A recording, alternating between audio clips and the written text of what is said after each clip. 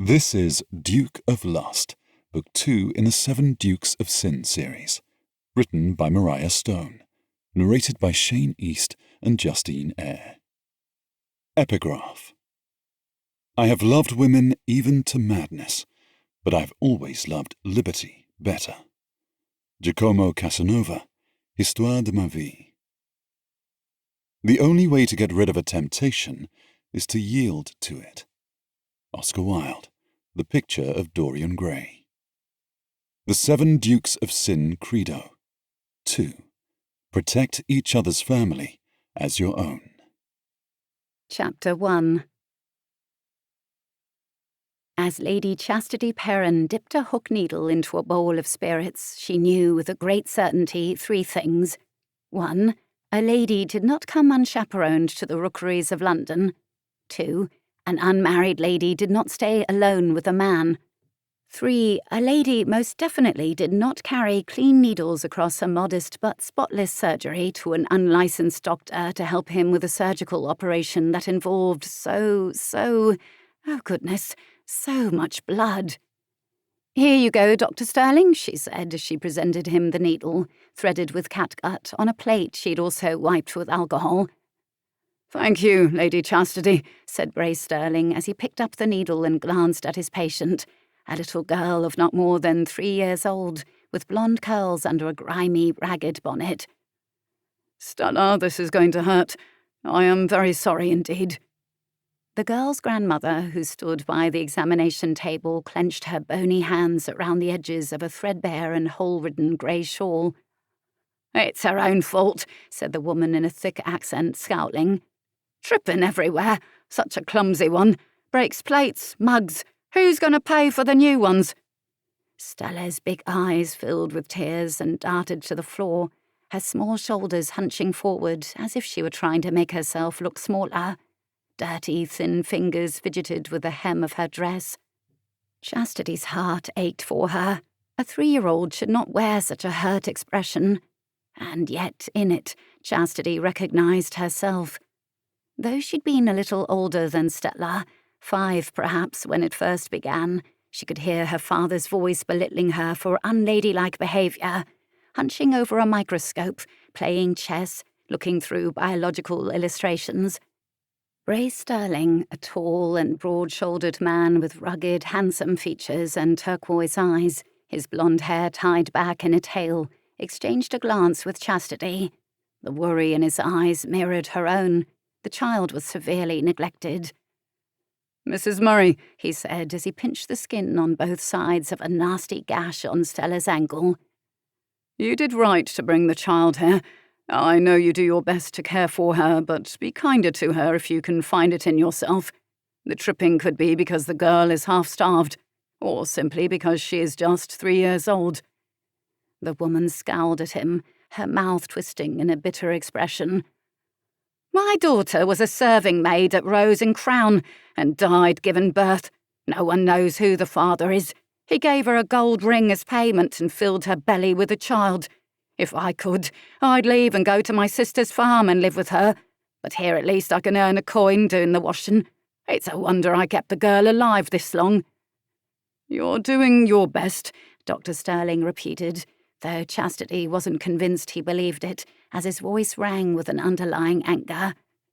"No one has an easy life here in Whitechapel. Stella, dear, I'm going to start sewing, and I want you to be strong. If it helps, you might like to hold your grandmother's hand." Stella blinked at him with her big eyes, still glistening with tears, and took Mrs. Murray's hand, which had raw, cracked skin and thick joints, no doubt from years of scrubbing laundry. Dr. Sterling leaned over Stella's dirty, skinny leg, which showed from under the hem of her too short, tattered dress. The wound had been cleaned meticulously using alcohol, which must have been painful enough for the poor child. Chastity wished they could have given her a warm bath and a clean dress as well. With light but precise movements, the doctor began sewing the gash together. Stella, very ladylike, screamed.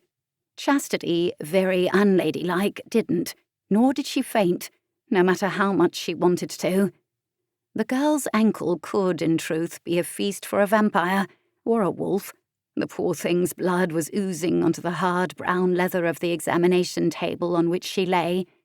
Chastity shuddered, remembering another doctor sewing cuts on her brother's wrists and arms as a child, just as Dr. Sterling was doing now. Her chest felt too tight, as always at the memory, her breath ragged. To distract herself, she looked around the room. Sunlight streamed through the window.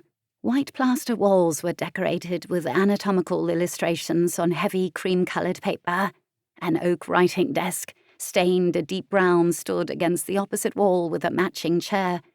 Next to it stood a tall cabinet with glass-fronted doors, revealing shelves stocked with neatly arranged glass bottles containing medicines and dried herbs.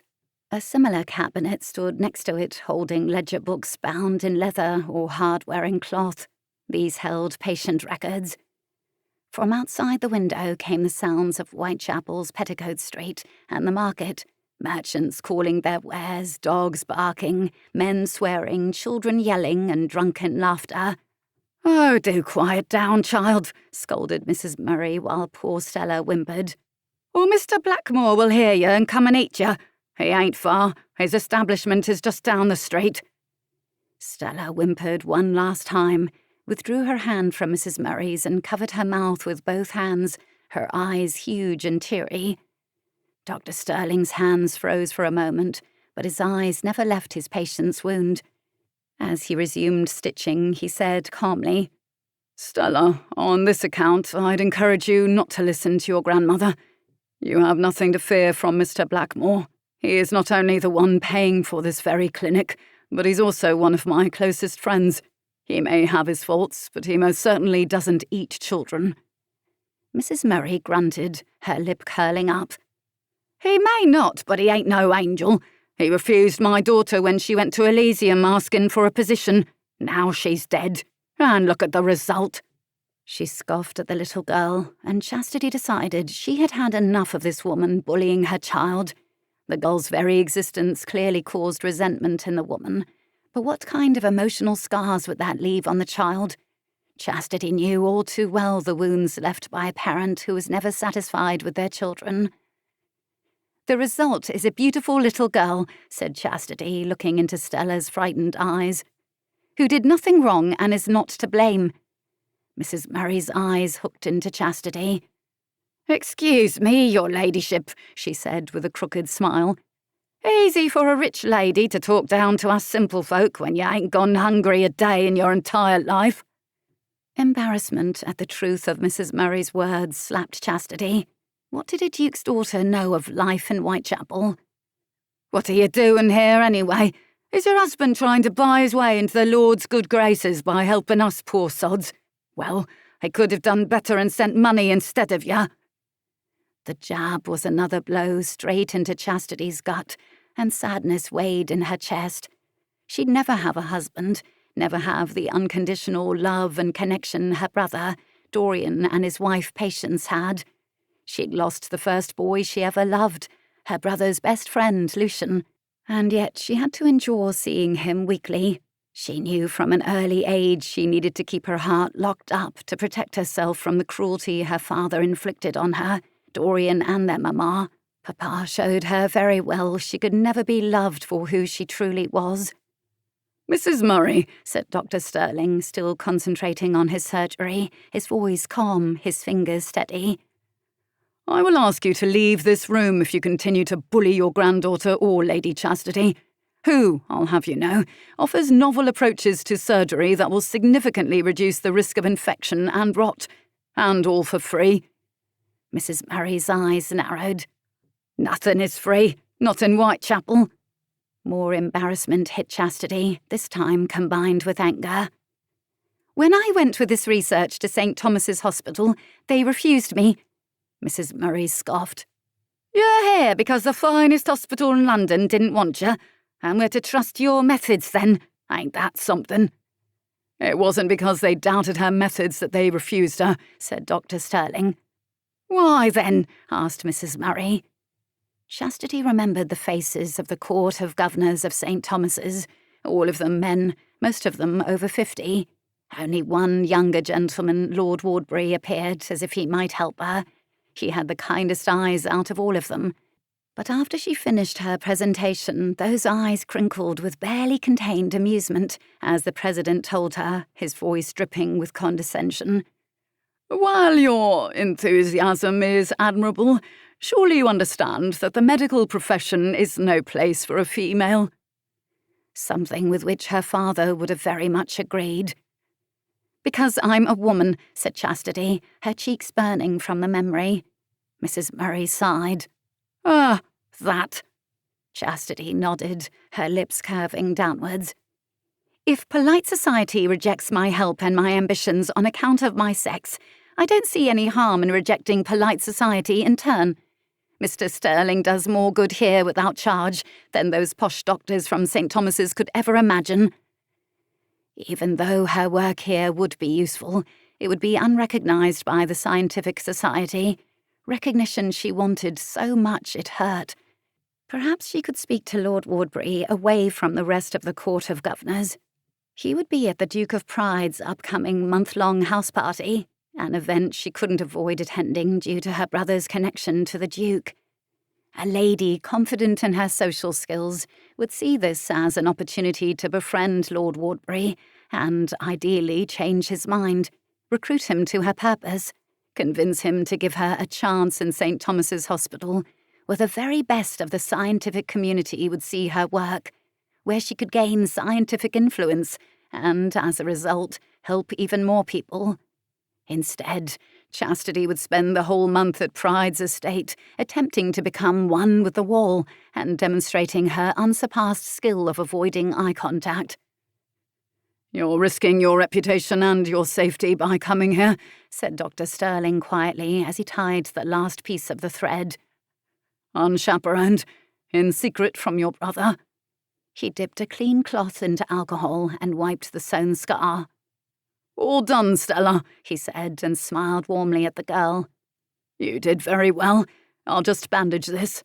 Do try and rest for the next few days. And, Mrs. Murray, please bring her here tomorrow and again in 1 week. I'd like to see how it's healing." A few hours later, after Stella was discharged and Chastity and Dr. Sterling had exchanged notes and observations, Chastity left the surgery. The mud of Petticoat Street slurped under her feet as she walked. She would need to continue for a few blocks before she reached the corner where the occasional hackney waited to be hired. She manoeuvred around street urchins, burly men carrying rolling barrels, a fishwife with a basket of malodorous pilchard, a group of washerwomen carrying baskets of laundry and gossiping loudly, and a costermonger pushing a cart of bruised apples and calling out to passers-by. A pickpocket lurked in the alleyway. Street vendors shouted offers from the market that ran along the middle of the street. 2 men leaned against a grimy wall. One wore a patched coat that hung loosely on his frame. The other wore a threadbare shirt. Both of their faces were weathered and ruddy, and their hands rested near bulges in their pockets, in a manner that made her wonder if they were carrying weapons. One of them looked familiar. Perhaps she'd seen him in the street earlier. As she passed, their gazes locked onto her. Her dresses stood out whenever she visited the clinic, despite preference for brown and grey fabrics, simply because of how new and well-sewn they were, and her hair, though plain, was always immaculate, her bonnets new and clean. Everyone could see she didn't fit in. She clutched her reticule and hurried on. She was undoubtedly a tempting target, and could easily be mugged. Looking over her shoulder, she noticed with horror that both men followed about 10 feet behind, manoeuvring between people, their eyes on her. A wave of cold sweat washed down her spine. She sped up, her reticule swaying in her hand. Would they really do something to her right on the street in view of so many people? Buildings with cracked windows flashed by on her left, grimy market stalls on her right. The cries of sellers now seemed sharper, piercing through her feverish skin. Distracted, she forgot to watch her step, and her right foot hit something slippery that didn't bear thinking about. She flailed her arms and stumbled forward, catching herself on someone's shoulder. A group of urchins scattered before her. She looked back again. Her pursuers were just 3 steps away. She tried to run, but made it only a couple of steps before a hand clamped onto her arm. Her scream caught in her throat as she was yanked backwards, barely holding on to her reticule. The bigger man, the one in a yellowed shirt, scowled at her. His nose was meaty and his eyes bulged.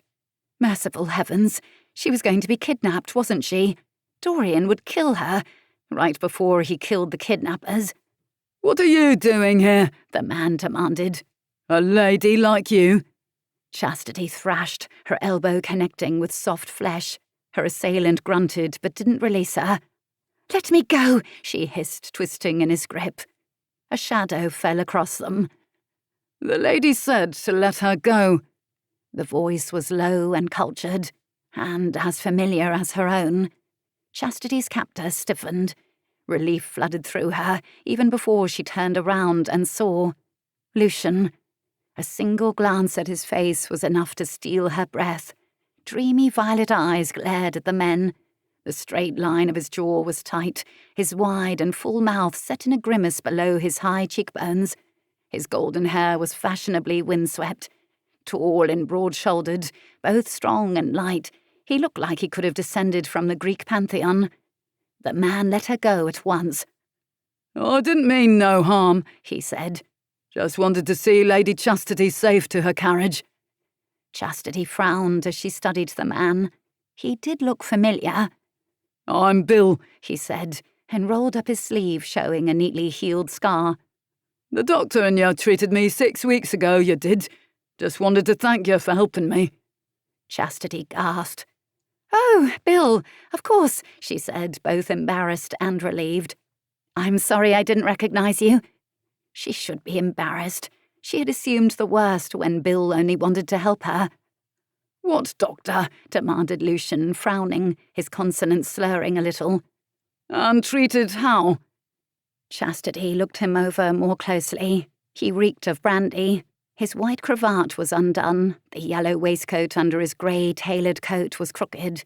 There was a rouge stain on the embroidered stag on his coat, the emblem of the Duke of Lust.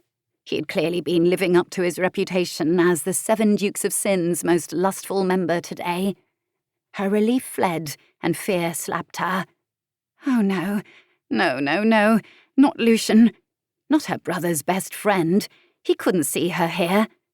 Panicked, she looked at the entrance of Elysium, a well-maintained 3-story tall brick building that spanned the entire block. Chastity's gaze bounced over the dark-paned windows, and she was terrified to discover Dorian following on Lucien's heels. But no, that was impossible. His Elysium days were long gone. He was happily married now. His closest friends, though, the Dukes of Pride, Envy, Irreverence, Excess, and Fortune, were all stumbling out behind Lucien, even if her brother wasn't, eyes narrowing against the bright sunlight. She said as she turned to Bill and his companion. "I'm so glad to see your wound healed nicely. No infection, right?" "Nah, it healed up proper, it did. Would you like me to walk you to your carriage? Ain't no place for a fine lady like yourself round here." The other dukes were headed in Lucien and Chastity's direction. Pride, with his rakish brown hair and indigo coat.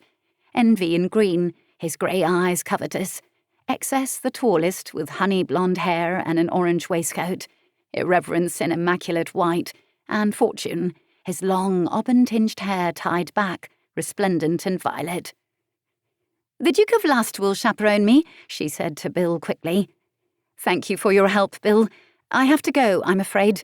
She turned to Lucien. "They can't see me here, Lucien." "Not a word more." He nodded in agreement. "Follow me, darling. My carriage is right around the corner." Quickly, he tugged her after him towards the carriage. Luckily, he was between her and the rest of the dukes, so none of them noticed her. When they were inside the carriage, Chastity breathed out and removed her bonnet, suddenly too warm. "Just please drive me to my carriage in Mayfair. I'll travel to Rath Hall from there." Lucien chuckled. "Oh no, sweet Chastity. I'm not letting you out of my sight until I deliver you to Dorian myself." "You can't do that. I can't be alone with you in the carriage. I'll be compromised." Lucien shrugged as he knocked at the opposite wall and told the driver to go to Rath Hall. I'm sure Dorian will understand that it's much safer for you to be in my company than walking alone in Whitechapel. Chastity's throat went dry, fear prickling through her skin. The rocking of the carriage against the uneven street was unsettling, the rattle of the wheels too loud. If Dorian found out she'd been sneaking into Whitechapel for months, was alone with an unlicensed male doctor, was putting herself in danger walking alone in the rookeries, she could say goodbye to any hope of completing the research she'd spent years on, say goodbye to her ultimate goal of scientific recognition and making her method available to more hospitals, which would help countless people avoid infections. She had 1 hour's drive to convince Lucien not to tell her brother. 1 hour alone with him, in the close proximity of the carriage. 1 hour of being bathed in his scent of leather, cloves and sandalwood. A shiver of hot awareness ran through her at the thought. This man was decadence itself. The tall, well-muscled body, the angelic eyes of the biggest sinner she'd ever met, the golden locks that she itched to reach out and brush away from his eyes. What on earth was she thinking? She hadn't been in love with him for years now. To stop the silly fantasies, she needed to remind herself why he looked so dishevelled. He'd spent all night in other women's arms. She could smell perfume on him. Someone else, likely more than one someone, had kissed those full lips, had caressed his sharp cheekbones and the straight angle of his jaw. Not her. It would never be her. "Are you going to tell him where you found me?" she asked. That depends. On what? On why you're here. She clasped her arms around herself. "I can't tell you." In that case, I feel obliged to tell Dorian. All right, she sighed deeply, preparing herself. "I am helping a doctor in Whitechapel. I use my new hygienic methods and help him prepare for surgeries, look after patients, and so on. In return, I'm allowed to record all findings to see if my method has grounds to be presented to a wider scientific society." "Chastity, you kind soul," he sighed. "Of course you'd do something like that." Most people would probably disagree that she was kind. No doubt the majority didn't like her, thinking her frigid and stiff. But Lucien was not most people. "Please don't tell Dorian," she said. "You're asking me to keep a secret from my best friend, darling." "I know, and yet I'm still asking." His violet gaze blazed. "Oh, darling, you have no idea the extent of things I'd do for you." His warm breath fanned her cheek, his eyes heavy on her, his very words like the stroke of a tender hand. But, she reminded herself, he was a charmer, a seducer. Those signs of sentiment meant nothing, as he would never see her as anything but his best friend's sister. Still, her treacherous heart beat faster, just from his nearness. "But you have to give me a good reason to lie for you, Chastity," he said. "My loyalty is to Dorian. I can never betray him, or my brotherhood of sin." Chapter 2. As Rath Hall loomed closer through the carriage windows, Lucien's unease grew. He wondered whether or not Dorian would invite him to the study immediately for a glass of brandy to soothe his blasted headache, which had only little to do with the previous night's debauchery and a lot to do with the beautiful woman now sitting across from him. They'd spent the whole ride arguing. Chastity told him how her request to test her method in a Mayfair hospital had been denied based on her gender. He felt sorry for his little lioness, but his headache and sour stomach dulled his thoughts, and no matter how hard he tried to concentrate, his mind drifted as he watched her lips move, wondering how they would taste. She had such a pretty face, with those sky-blue eyes and full lips, and it was a shame she hid her slim body behind dull, long-sleeved gowns that were always buttoned to her neck. Heaven forbid she should ever reveal so much as an inch of skin. Spine rigid and straight, she often seemed cold and aloof, uncaring. She shied away from meeting new people, claiming she didn't need friends when she had her books, her research. Lord help him. Had her father managed to oppress her so thoroughly that nothing remained but this rigid, science-obsessed woman? He remembered the girl who'd climbed trees and played pirates, whose laughter was infectious and whose eyes sparkled with mischief. That girl seemed lost now, buried beneath a false layer of obscurity that she wore like armor. Sometimes he wanted to shake her, so that exterior would fall off and she could finally remember who she really was. A woman, the full and beautiful person he knew she was inside. And now she was sneaking around in Whitechapel, working with a doctor. Hold a moment. It must be his hangover wearing off. With the shock of seeing her near Elysium and his mind hazed, he'd completely disregarded what was probably the most important question of all.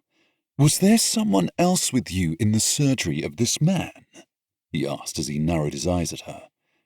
"This doctor." Chastity tore her eyes away from the window. They were about to stop in front of Rath Hall, and the moment the carriage drew to a halt, this conversation would be over. "Why?"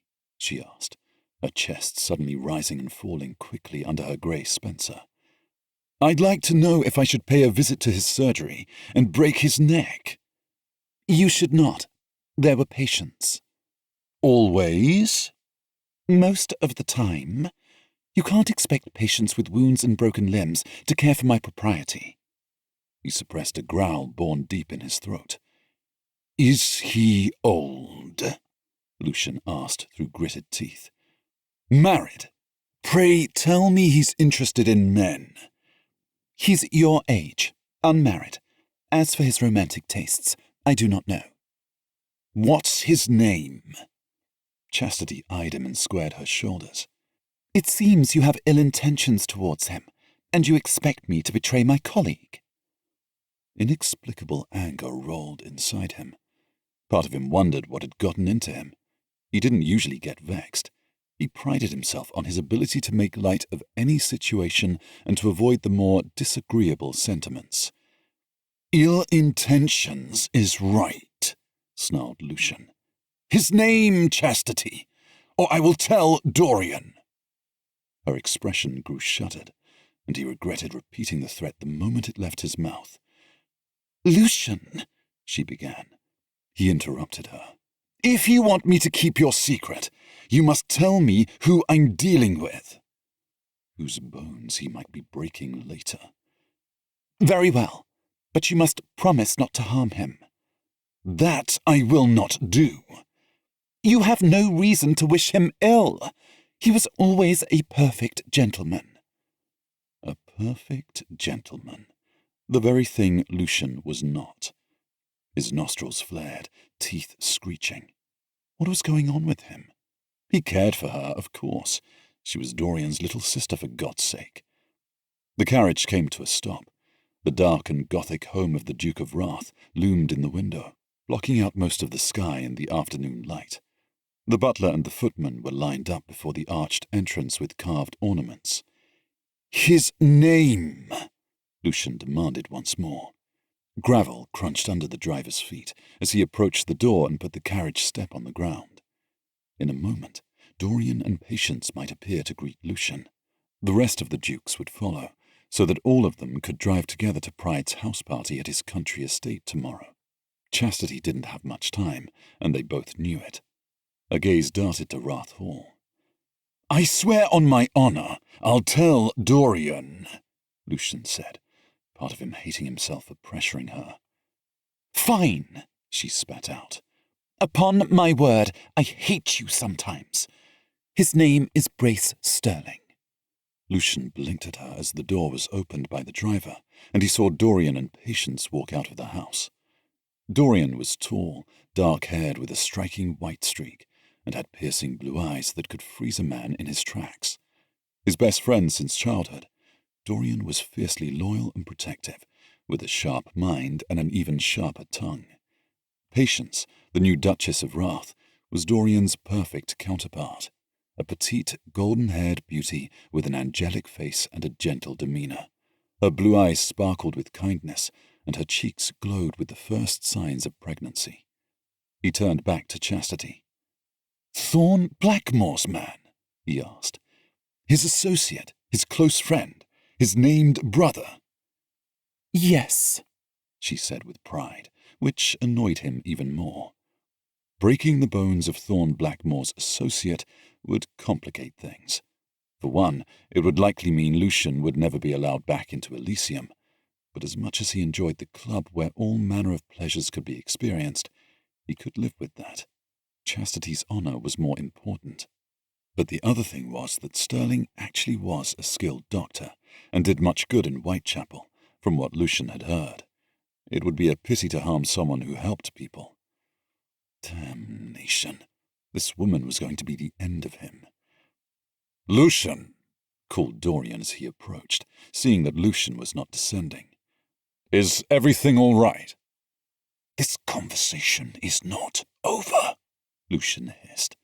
Chastity's mouth straightened in a stubborn line. "Fine," she said, and emerged from the carriage. "Chastity," said Patience in surprise. Dorian's eyebrows snapped together as he glared at Lucien through the window. Lucien descended after Chastity, every step resonating with another slam of his headache. "What are you doing, alone with Lucien?" Dorian demanded. Chastity scoffed softly, her cheeks blushing. "I've been alone with Lucien plenty of times. We grew up together." "In the privacy of our home," Dorian snarled. "If anyone saw you in Mayfair—" Lucien offered one of his easy smiles. "I saw her browsing the shops on Bond Street," he said, "and offered her a ride back home. I was heading here anyway." "Bond Street!" Dorian exclaimed. "The busiest street in Mayfair!" "No one saw us," said Chastity and Lucien in unison. "Are you certain?" demanded Dorian. Chastity sighed. "I'm a spinster, Dorian. Even if someone saw us, no one cares enough about my reputation to start a scandal. Besides, the whole ton knows Lucien is a close family friend." "Even if you're older than most young ladies on the mart," Dorian said, "there's always danger for an unmarried woman. Everyone wants to hear the gossip. Everyone is waiting for the next scandal. What were you doing shopping anyway? It's not like you to be interested in clothes." "I needed some things for Pride's house party," she said. "What things?" asked Dorian, narrowing his eyes. Darling, she probably needed lady things," said Patience. "Didn't you, sister?" Dorian scowled at that and turned his gaze away. "Indeed I did," said Chastity. "Lady things." "I never heard you mention anything ladylike in my entire life," growled Dorian. "And why were you not chaperoned on Bond Street? Where was your maid?" "I just went to visit Aunt, and I thought I'd make a quick visit to Bond Street." "You should be more careful, sister," said Dorian, as the four of them walked towards the entrance into Rath Hall. "I'm only trying to protect you. Are you sure no one saw you in his company alone?"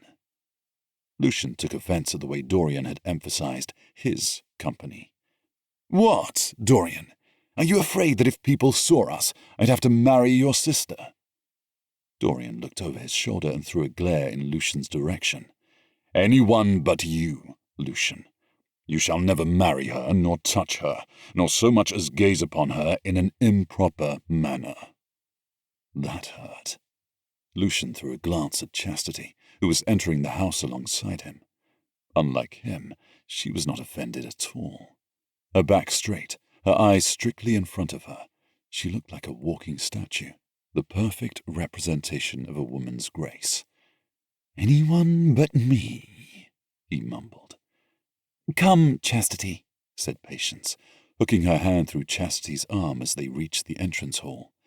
"Let us retreat to your laboratory, and you can tell me how your study is progressing, and also what lady things you brought." After the two women left, Dorian led Lucien into his study. As he poured brandy into 2 glasses, Lucien studied him, his headache forgotten. "Were you serious back there, Dorian? Anyone but me?" Dorian gave him a puzzled glance as he handed him the drink. "Are we still talking about that?" Lucien took a sip. "Yes, I suppose we are. I'd like to know what's wrong with me. I've known you two since childhood, ever since I could remember. I'm your best friend. I know you and her like no one else, save for Patience, of course. I helped you cover up a murder, for pity's sake, and never made a peep. I'm a duke, just as you are, and, dare I say, possess a fortune not much less than your own. Why not me? Dorian winced in confusion. Why is it bothering you? Are you interested in marrying Chastity? No, I'm just a little offended by anyone but you, and would like to know what it is about me that's so offensive to you. Dorian's face softened. Lucien, you are not able to let a skirt pass by you. You spend your life in Elysium, chasing debutantes and widows during the season, and rolling around in the hay with maids when you're in the country. If you were me, you wouldn't want your sister to get hurt by a scoundrel, would you? The softness in Dorian's voice hit him harder than if he had yelled at him or punched him, like pre-Patience Dorian would have done. And Lucien agreed with every word, no matter how much part of him wished it wasn't true. He was a complete disgrace, a rotten man, good for only one thing: seduction. Chastity didn't deserve someone like him. I wouldn't hurt Chastity, Dorian, he said. Ever. As Dorian nodded, satisfied, the doors to his study flew open, and the rest of the 7 barged in. They looked tired, but still seemed to be in a good mood after the night of debauchery. Wrath, said Excess as he slapped Dorian's shoulder. We missed you last night. I suppose he will never show his face in Elysium again, said Fortune, as he is no longer possessed by wrath. That's right, said Envy. Your little wife performed a miracle. Who cares? Said Irreverence, as he plunked onto a sofa and spread his arms along the back of it, stretching his long legs and crossing them at the ankles. We'll never change, will we, Luhst? Lucien chuckled, but it didn't come out true. He was a little envious of Dorian's change, the inner peace and contentment that radiated from him. Lucien had only known him to be like that in the rare moments of his childhood, before Dorian's papa had destroyed the sensitive and emotional boy his son was. What would it feel like to not be crippled by the need for physical connection?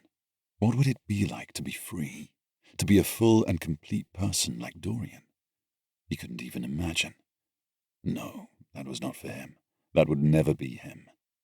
Right, he said. We'll never change. Dorian served drinks, and they exchanged news, taking their places around the study. Except Dorian did, said Pride, picking up the conversation. He's going to be a father, and I must be excused from this desire to stay the same, as I will have to take a wife soon as well. You're excused, said Irreverence. You must continue your proud lineage, or you'll explode, added Excess with a grunt. Unlike Lucien, added Envy. The thought of having a child made Lucien's gut tighten. His mother's furious yelling echoed through his mind like thunder. I should have aborted you like I wanted to. I never wanted to bring another lust vermin into this world. Envy was right. How could Lucien ever take responsibility for another human being, for a wife, for a child, when he was vermin? He'd only mess up the innocent child just as he had been messed up by his parents. Prove once again, to everyone and to himself, how worthless he was. How could a man with no morals do otherwise? Lucien chuckled and emptied the glass. You know me too well. Quietly, so only Dorian could hear, he continued. It's not me you need to worry about with Chastity. Protect each other's family as your own. The second point in the credo they had all signed one wild night in Elysium. The credo was sacred. Anything else could happen in their lives, but the credo was one thing to which they all agreed on to the bottom of their souls. Of course, Lucien, said Dorian softly. I know I can trust you. And yet, hadn't Lucien just betrayed this very principle to protect Chastity's secret? It was fine. What could one little white lie do to a friendship like theirs? Besides, he would protect Chastity as his own. Only his own... what? Chapter 3. The door swung open and crashed against the wall, sending splinters of plaster off it. Chastity and Patience, each sitting on a sofa at her tea table, started in surprise. A few papers fell from Chastity's hands as she whirled around in her seat and stared at the intruder. She removed her spectacles to better see who it was. Lucien glanced around in a drunken haze, fumbling to tuck his shirt into his breeches. His lips were swollen and glistening, his golden locks in disarray, making him look even more debonair and rakish. His tailored coat hung askew, draped over one shoulder, while his waistcoat dangled open. How he could still look like the living embodiment of Apollo in such a state, she didn't know. "Ah," he grinned, his eyes hooded. "Good afternoon, ladies." In the corridor behind him, someone hurried past, a scullery maid who cleaned fireplaces and tidied Chastity's laboratory. Maisie. She was flushed, her lips swollen and red, but a satisfied smile lingered on them. She threw a guilty look at Chastity as she passed the door. Merciful heavens, did he just... "What do you think you're doing?" demanded Chastity as she jumped to her feet, throwing the remaining pages of Patience's new paper on the sofa. "Ah, pardon me." Looking around, he placed his hands on his hips, the material of his shirt gathering in wrinkles around his muscles. "I thought this was supposed to be my chamber." "Your chamber is in the West Tower," said Chastity through gritted teeth. "You're in East Tower, where I sleep and where my laboratory is located." Patience stood up as well, putting the pages she held neatly on the sofa. "Duke, you're clearly not feeling well.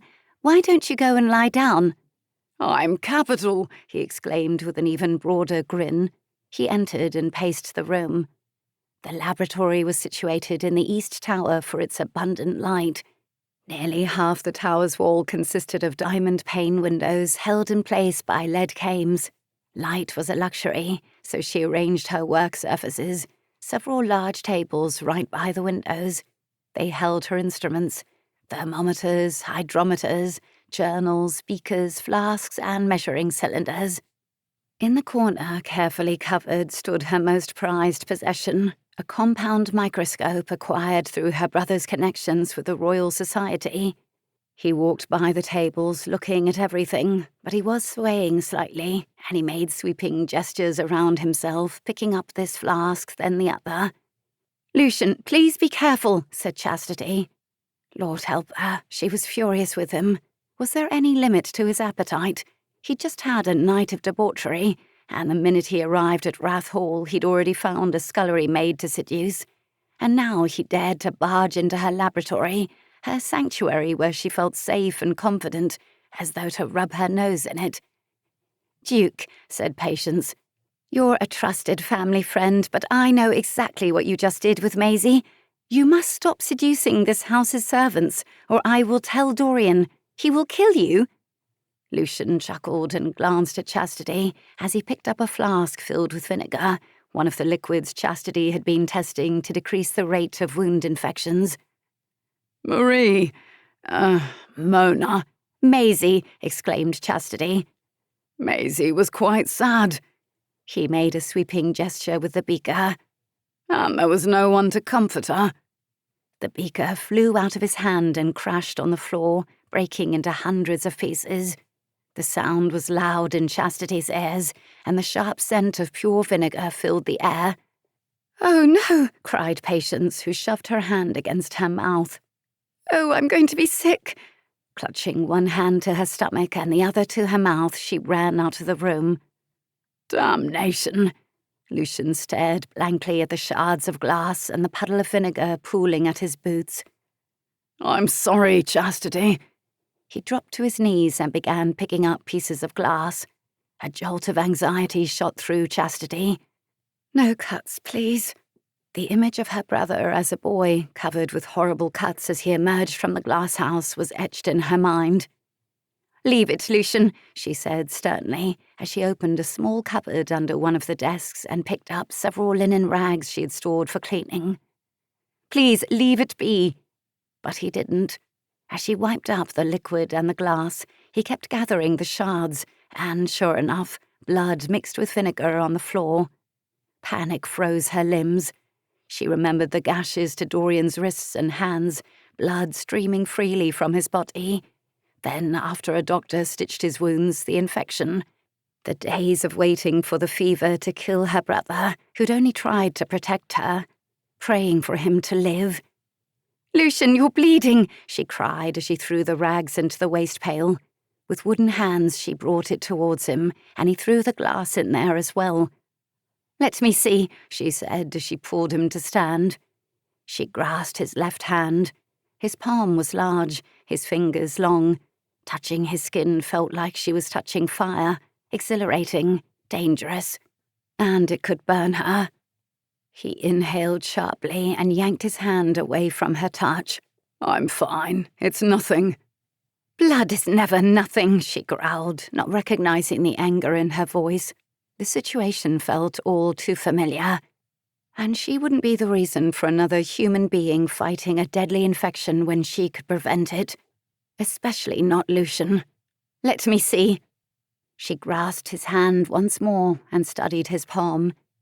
He had a small cut on the thenar eminence that was bleeding slightly. She exhaled with relief. It's just a shallow cut, she said. It should heal quickly if there's no putrefaction. I'll make sure you don't get an infection like Dorian had. He frowned.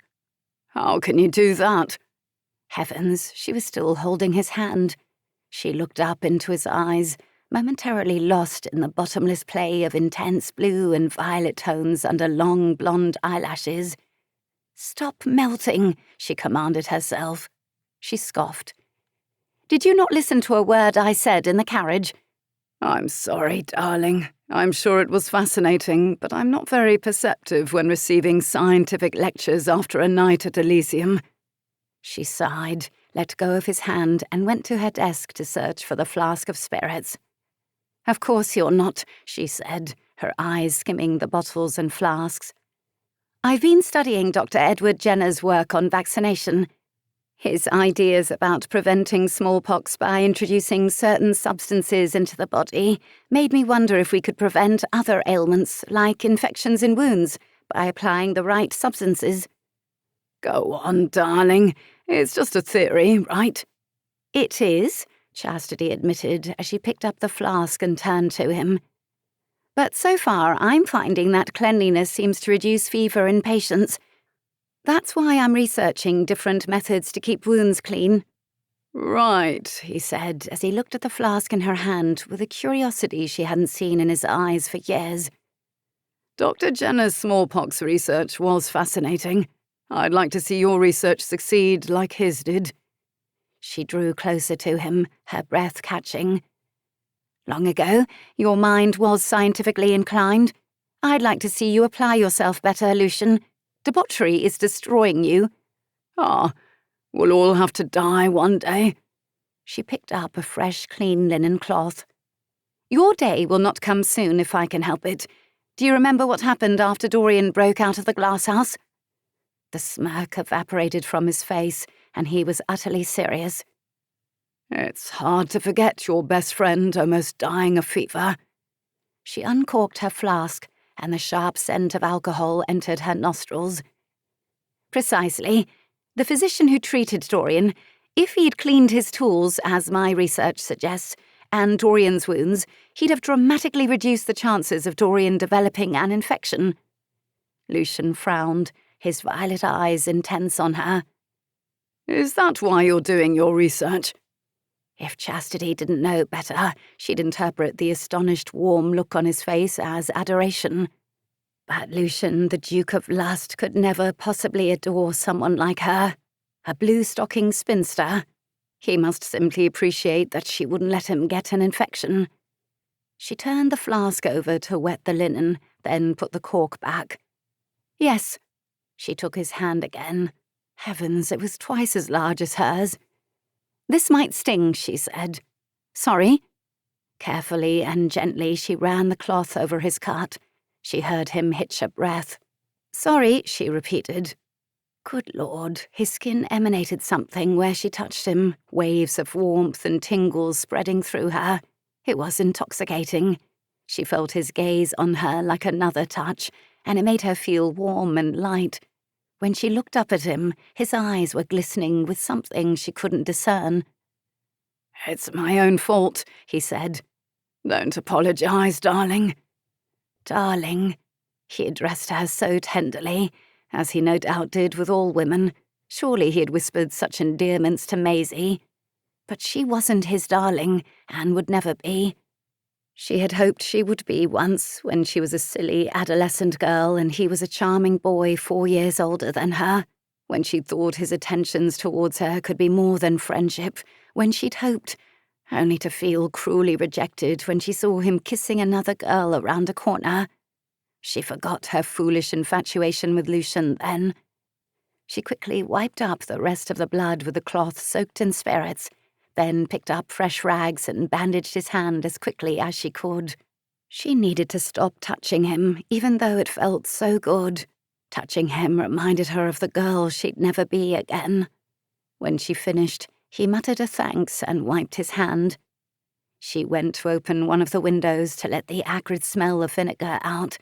She breathed in the fresh, cool air to clear her head of him. Then she dropped to the floor with another linen rag to wipe up the rest of the vinegar and glass. "Lucien, you could have avoided all this if you hadn't overindulged in spirits and slept around." "I can stop doing that at any moment," he said with a chuckle as he dropped to his knees to help her.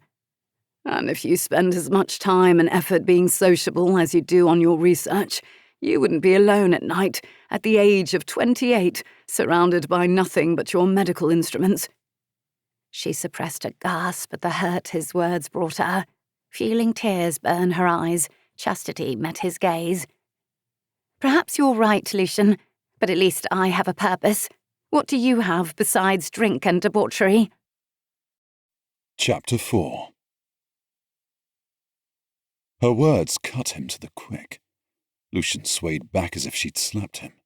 He wanted to lash out again, to defend himself, but deep down he knew she was right. It was just that he'd been drunk, and then he'd broken her glassware, made a pregnant woman almost vomit, and Chastity had to clean everything. And then she'd said that. What did he have? Just the loneliness and emptiness deep inside. Chastity, Dorian, and the other Dukes of Sin would all see at any moment what was inside of him. Nothing. Of course he could stop whoring around. He was a man and not an animal, perfectly capable of controlling his urges. It was just a woman's legs wrapped around him, a warm quivering of pleasure as another body pressed against him, made him feel like he mattered, like he wasn't alone. It wasn't that he was enslaved by coupling like some men were by laudanum, like excess couldn't stop drinking. No, he was fine. It was Chastity who couldn't stop hiding behind her glass flasks and using that intellect of hers as an excuse to avoid meeting and talking to prospective suitors. The hurt in Chastity's eyes made him wince and want to apologize. He had just opened his mouth to do so when she dipped the cloth in a basin of water with a splash that made water droplets sprinkle his face. "Do you know what I think, Chastity?" he said, standing up as she submerged the cloth in water again. He watched her skillful little hands knead the cloth under the surface of the water. "I think you're using your scientific pursuits as a distraction from your inability to secure a husband." Chastity turned to him, her eyes wide and her face as tight as a mask, but her cheeks blazed. He'd gone too far this time. She stood with the basin, set it down on a table, and threw the cloth into it, this time splashing a generous amount right into his face. He wiped away the water, which smelled of vinegar. She closed the one short step between them, as cold and as regal as a snow queen. "Not more of a distraction than your own constant sleeping around. You can't even keep it in your breeches with one of your best friend's maids, for pity's sake, after a night in Elysium." He stared into her blue eyes, glinting like ice. She chuckled and shook her head slowly. I bet you can't go even 30 days without sleeping with someone. He scoffed. What? That would be easy. Easy? She demanded. I mean no self-gratification and, of course, no intercourse. Self-gratification and intercourse all sounded very interesting coming from her mouth. He imagined those plush lips red from kissing. His gaze dropped to her small breasts under the grey muslin dress with a collar all the way to her chin. How satisfying would it be to hear a rip of that ghastly fabric as he freed her beautiful body from the clothes that made her look older and unnecessarily invisible. "What do you know of those things, Chastity?" he asked as he stepped even closer to her. With satisfaction, he noted her pupils dilating and swallowing most of her cerulean irises, her sweet lips parting in surprise, her chest moving up and down faster under her governess gown. I read books, she said. I know perfectly well what sex is. I know male and female anatomy, including the sex organs, and what happens between a man and a woman. Oh, she did she? Maybe he didn't quite know everything about her after all. The thought of her reading about coupling, studying male and female anatomy in books, then giving him instructions, wearing her spectacles, with that stern face, and then he'd be the one who'd crack her hard exterior and make her fall apart and squirm and lose control. Red-hot desire rushed through his blood and straight into his breeches. No, Lucien. This was Chastity, Dorian's sister. Didn't mean he couldn't tease her, entertain the idea of this insane bet. Books, he chuckled, looking her over. Theory and practice are two different things, sweetheart. I can abstain from practice. You can't stop reading books. In fact, I would argue reading keeps you so isolated that I doubt you can make one new friend during that month. Her cheeks, blushing fiercely, betrayed her agreement with him. If you can stop carousing, I can stop reading, she said, though without much conviction. There must be someone who can talk about science with me. Her eyes widened as though she'd come to a realization. In fact, she said, her lips twisting in a smile, there will be a gentleman at Pride's house party to whom I can talk for hours. Then she muttered to herself, if only I were brave enough. He narrowed his eyes. Where did this come from? Another new gentleman in her life? He did not like the sound of that at all. He crossed his arms over his chest. Who? He asked. She crouched down on the floor again and wiped the vinegar with the cloth, and he watched her graceful back, her behind round and promising under the grey folds of her dress. Lord Oliver Evans, Earl of Wardbury, she said. He was going to murder the sod. And why do you want to befriend him? How could the woman look so regal while crouching on the floor and wiping a stain? He didn't know.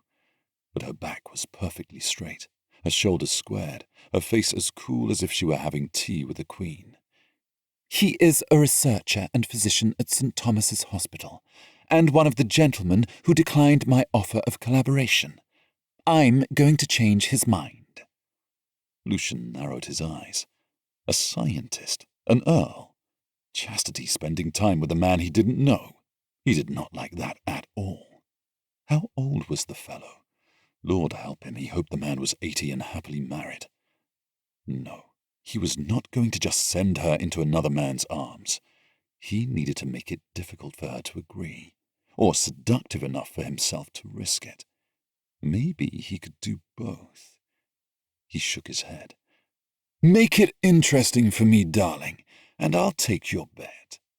She narrowed her eyes. What would be interesting for you, Lucien? You, squirming. With satisfaction, he watched a blush creep over her cheeks. The Snow Queen had some fire in her blood after all. If I have to do something I don't enjoy, so must you. You bet me I can't stay celibate for 30 days. I bet you cannot secure a marriage proposal. Her face went slack. A marriage proposal? She'd never go for it. Not that she couldn't get a marriage proposal. Any man would be lucky to have her, and Lucien would never be worthy of her. But she'd never come out of her shell and try to charm someone. He saw her at balls and parties. She was as uncomfortable as a splinter in a big toe. A marriage proposal, she repeated, looking stunned. From Lord Wardbury, she added to his surprise. What? I might not be able to secure a marriage proposal from just anyone, but I bet you I could from Lord Wardbury. No. He did not like at all where this was going. He's a scientist, too, she mused. We'll have much to talk about. And besides, I could warm him up to the idea of letting me conduct my research in cooperation with St. Thomas's Hospital once I'm his wife. Lucien couldn't speak for a moment. I did not think of that. It makes sense, said Chastity, as she began pacing across the large room. You're right. I should be able to socialize in polite society. I never wanted to be a socialite and just spend my time at balls and drinking tea with other ladies talking gossip. But I admit, social skills are my weakness. This will push me to improve, just like you will be forced to learn self-control and abstinence. She stopped and glanced at him. And once I win, and you, of course, lose, because never in your life will you be able to let a willing lady pass by, especially not for 30 days, you must help me get published in the Royal Society of London for Improving Natural Knowledge. Your family has been donating to them for years, so I know you have significant influence. Lucien couldn't believe his ears. Chastity was demanding he use his influence to help her. The girl he had chased as they ran around the lawn. The girl who had once scared him to death by creating her own fireworks using metallic powder. The girl whose smarts had intimidated him as a young boy. He couldn't believe she needed his help with anything, and he would have freely given it without the bet. But now that they were bargaining... In that case, he said coldly, staring her down, when I win, you will spend one night with me, engaging in activities of my choosing. He knew she'd never agree, but he wanted to make the Ice Queen squirm just to see that delicious blush on her cheeks again. Her eyes widened, her lips falling open. There it was, the blush, the squirm he wanted to see so much. He knew her too well. She wouldn't dare to try to charm anyone, even a scientist with whom she had much to talk about. She was brilliant, but she would never be able to cross the border she'd built around herself, never allow others to truly see her. Oh, yes, he'd win and she'd lose. And when he won, as difficult as it would be, he'd behave like a perfect gentleman and not take advantage of her. She might think the only activities he would choose would involve him and her naked, but he'd never dishonor Chastity in that way. She was Dorian's sister, and Lucien could just imagine his wrath, even though he seemed to have little of it lately. He'd never endanger his friendship with Dorian in any event, and he knew Chastity would never go through with the silly bet.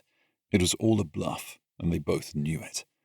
But the image of her scandalized face as she'd enter his bedroom, in secret, waiting for the worst, was entertaining to envision.